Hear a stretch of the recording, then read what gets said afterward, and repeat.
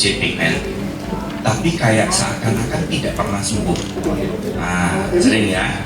Pernah nggak sih kita tuh tahu ilmunya benerin scar, benerin bopeng, tapi udah dikukur sampai berdarah-darah, kok responnya kok minim gitu. Terasa ya, pernah ya.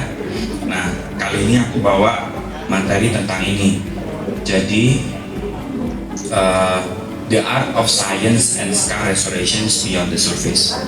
Kenapa ini penting? Karena ini hampir selalu tidak pernah dipegang. Jadi kita maunya cuma instant treatment, kasih krem, terus berharap scarnya bagus. Padahal kulit kita itu enggak gitu.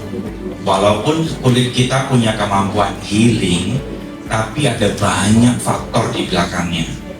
Nah, ini yang saya mau cerita nanti.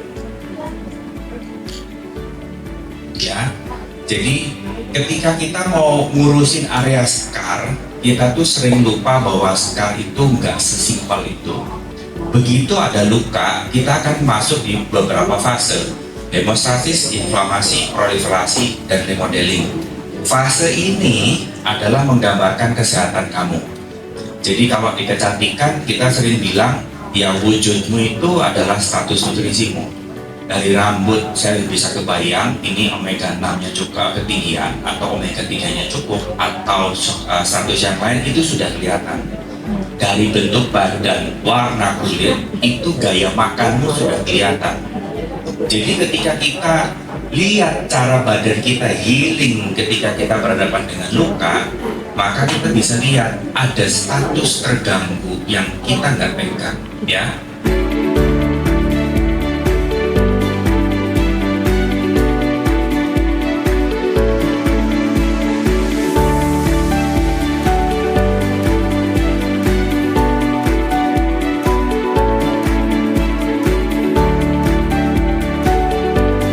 Tunjukin semakin tinggi makanan karbohidratnya, semakin rusak dia punya gugus kolagennya. Damage-nya itu real dan bisa kita tes, kita bisa buktikan. Ini penelitian yang berikutnya, ya. Jadi makin tinggi ages-nya, kolagen damage-nya juga makin tinggi. Nah, sekarang radikal bebas. Kan baru gula, tadi baru gula. Sekarang kita mau nyambung ke ROS, ya. Jadi ketika radikal bebas ini makin tinggi akibat pola makan, kan nggak mungkin kamu makan gula nggak ada teman-temannya. Hampir semua gula pasti pakai margarin, kagak mungkin pakai butter. Ayo taruhan, ya kan? Mau roti-roti yang enak, nggak mungkin pakai butter, mahal, pasti pakai margarin. Jadi udah kena junk food, sugar, nambah kena margarin, kamu menciptakan badai radikal bebas. Badai radikal bebas ini dalam kondisi yang berlebihan, maka dia akan mengganggu fungsi fibroblast dan akan menyebabkan wound healing gagal, membentuk fibrosis.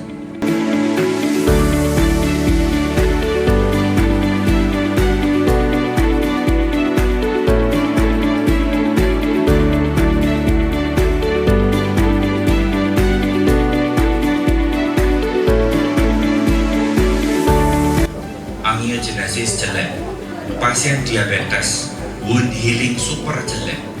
Dua pasien ini please sangat berhati-hati. Jangan sampai nanti kita kena masalah gara-gara pengen benerin bopeng, tahu-tahu jadi borok berkepanjangan nggak selesai-selesai. Terutama diabetes mellitus tidak terkontrol, ya. Nah, ini temuan jurnal lagi yang lainnya. Jadi penggunaan topical snail itu pada luka hasilnya bagus. Dia meningkatkan angiogenesis, mengurangi inflamasi dan deposisi kolagen. Dan snail ini juga punya banyak komponen lain seperti glikoprotein, hyaluronic acid, glycolic acid, antimikroba, dan macam-macam yang sangat support untuk angiogenesis.